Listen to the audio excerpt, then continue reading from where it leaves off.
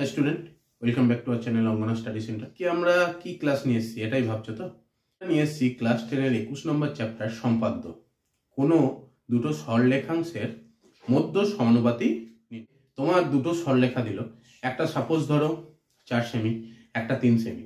তাহলে ওই দুটো সরলরেখার মিন প্রপোর্শনাল কিভাবে তোমরা বার করবে সেটা আমরা জ্যামিতিক উপায়ে সম্পাদ্যের মাধ্যমে বার করব। দু প্রকারের সম্পাদ্যটা করা যেতে পারে, তো আমাদের ডিটেলসে ক্লাসে করানো হয়েছে। মাধ্যমিক পরীক্ষা দিতে চলেছ তাদের জন্য ক্লাসটি খুবই গুরুত্বপূর্ণ, কারণ এই মিন প্রপোর্শনাল থেকে অঙ্ক আসে। মানে হয় কোনো ত্রিভুজ দিয়ে দিল বা চতুর্ভুজ দিয়ে দিল, তার সমান ক্ষেত্রফল বিশিষ্ট বর্গক্ষেত্র নির্ণয় করো, সেটা তোমাকে নির্ণয় করতে হবে এই মিন প্রপোর্শনাল এই সম্পাদ্য কাজে লাগিয়ে।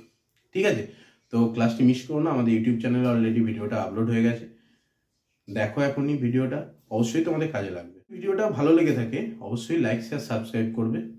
Thank you for watching our video.